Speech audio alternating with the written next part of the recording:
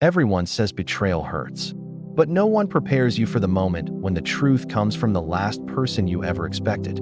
This is the story of a man who thought he knew his wife, until a single phone call destroyed everything, and it came from someone who shouldn't have even known his name.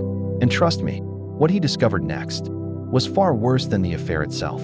Before we dive in, drop a comment and let us know where you're watching from. My name is Daniel, and until a few months ago, I really believed I had the perfect marriage. My wife, Sophie, and I had been together for 7 years. We had our routines, movie nights, Sunday brunch, long drives, the little things that make you feel safe. But sometimes, comfort makes you blind. It started small. Sophie became protective of her phone. I'd walk into a room and she'd lock it instantly, smiling nervously. She'd work late hours, but her paycheck didn't change, and she kept wearing this new perfume, one she said she just liked, but only sprayed before leaving the house. But I didn't want to be that husband. Suspicious, paranoid. I trusted her. Until the call. Daniel was at work when his phone buzzed. Unknown number. He almost ignored it until something, instinct, maybe, made him pick up. Stranger.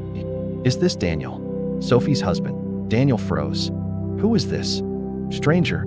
You don't know me. And I'm not calling to cause drama, but you need to check on your wife. She's not at work today. She's with someone. The man refused to give his name.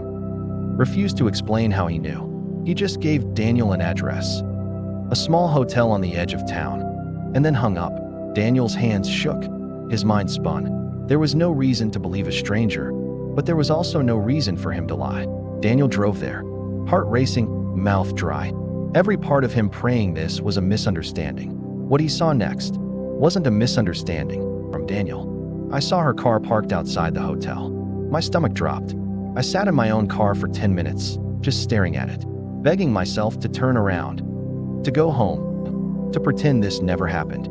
But I had to know. I walked inside, asked the receptionist if Sophie was checked in. She looked at me with sympathy, and that was my confirmation. Room 214. I stood at the door, listening, hearing her laugh. Her laugh, the one I thought belonged to me. My hand shook as I opened the door, and there she was. Sophie, my wife, half-dressed, with a man I had never seen before. For a moment, they just stared at me, like I was the one who didn't belong. Daniel expected anger, screaming, denial, but Sophie looked terrified, not guilty, terrified. She scrambled for her clothes and said, "Daniel, listen to me.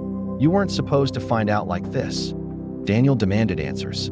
The other man slipped out silently, leaving Sophie trembling on the edge of the bed. And then she said something Daniel never expected. "That man who called you, he's not some stranger. He's my stalker." Daniel, I didn't know what to believe. Was she lying to cover herself? Or was someone else involved? Sophie said the stalking began months ago. Creepy messages, photos of her car, someone following her on the way home. But she never told me. Why? Because the stalker had threatened her. Told her if she said a word, he'd ruin her life. I asked her what that had to do with the man in the hotel. And that's when the truth hit me like a truck. Sophie. He said he'd leave me alone if I met him here today. I panicked. I thought if I just talked to him in person, he'd stop. She was shaking, crying, begging me to believe her. And a part of me wanted to. But something felt wrong. Daniel didn't believe the story about a stalker. It felt too convenient, too dramatic. Until the police arrived. Because while Daniel and Sophie were arguing inside the hotel room, management had quietly called the police after noticing something suspicious. A man pacing the parking lot, taking photos of Sophie's car, and holding a weapon. The same man who had called Daniel. He wasn't a friend. He wasn't a hero. He wasn't trying to expose an affair. He was obsessed, dangerously obsessed. When they arrested him, he kept repeating one sentence. "She said she loved me. She said she loved me." I wish I could tell you the story ended cleanly, that my marriage was saved, that the truth made everything better. But betrayal, even when tangled with fear, leaves marks that don't disappear. Sophie and I separated a month later, not because of the hotel, not even because of the lies, but because she kept danger a secret. She didn't trust me enough to protect her. As for the stalker, he's still facing charges. And the biggest lesson I learned? Sometimes the person who warns you is more dangerous than the person you're warned about. Before you go, The next story I'm posting has an even bigger twist than this one. You don't want to miss it. Hit subscribe.